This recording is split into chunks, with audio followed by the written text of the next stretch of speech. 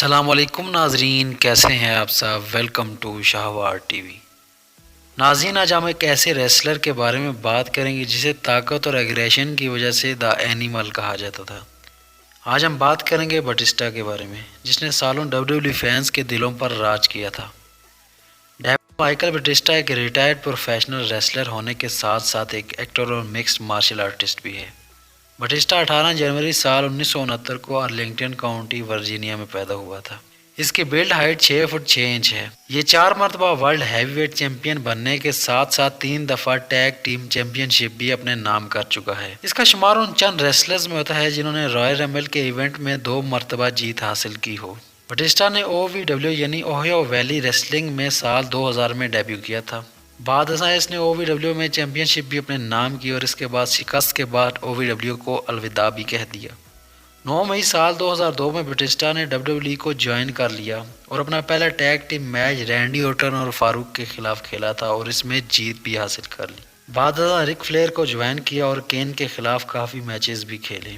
जनवरी 2003 में इसने triple H, Ric Flair और रैंडी ऑर्टन के साथ मिलकर एक ग्रुप बनाया जिसे एवोल्यूशन का नाम दिया गया। अलबत्ता साल 2003 में बटिस्टा को सर्जरी के बायस रेसल करने का खास मौका न मिल सका। 20 अक्टूबर को गोल्डबर्ग के मैच में इंटरफेयर करके अपना रिटर्न किया। साल 2005 में रेसलमेनिया 21 के मैन इवेंट में ट्रिपल एच को शिकस्त से दो चार करते हुए वर्ल्ड हैवीवेट चैंपियनशिप को अपने नाम कर लिया। 11 नवंबर साल 2005 को बटिस्टा से अपनी चैंपियनशिप को एडी गुerrero और रैंडी ऑर्टन के खिलाफ डिफेंड करने के लिए कहा गया।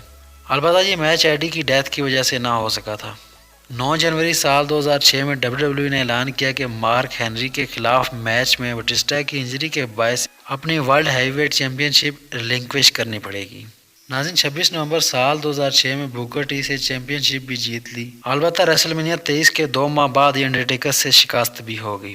खैर, ये सिलसिला तो इसी तरह से जारी रहा और फिर 23 मई साल 2010 में जॉन सीना के खिलाफ आई क्विट मैच के दौरान बटिस्टा को शिकस्त के साथ साथ शदीद इंजरीज का सामना करना पड़ा।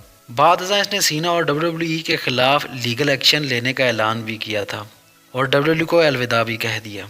बहरहाल 23 दिसंबर साल 2013 में बटिस्टा के रिटर्न का ऐलान हो गया और बाद में ये अनाउंसमेंट भी हुई कि बटिस्टा 2014 के रॉयल रंबल इवेंट में पार्टिसिपेट भी करेगा। इसके साथ ही रॉयल रंबल में जीत हासिल करके सबको हैरान भी कर दिया, लेकिन क्राउड ने काफ़ी नेगेटिव रिएक्ट किया और यहाँ ये सिलसिला ख़त्म ना हो सका, बल्कि WWE फैंस को बटिस्टा का ये करैक्टर बिल्कुल भी पसंद नहीं आ रहा था, जिससे बटिस्टा भी बहुत परेशान था।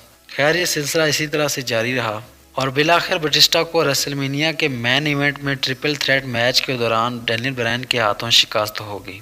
बाद एवोल्यूशन की द शील्ड के हाथों शिकस्त के बाद बटिस्टा ने WWE को फिर से छोड़ने का फैसला कर लिया। इसके बाद दिसंबर 2014 में बटिस्टा ने अपनी रिटायरमेंट का ऐलान कर दिया। नाज़रीन, अगस्त 2014 में ESPN के एक आर्टिकल के मुताबिक सिग्नेचर फार्मेसी ऑफ ऑरलैंडो से कुछ रेसलर्स ने मेडिकेशंस खरीदी जिसमें बटिस्टा का भी नाम था, यानी बटिस्टा ने एनाबॉलिक स्टेरॉइड्स का इस्तेमाल किया था। अलबत्ता इसने इस बात का इनकार कर दिया।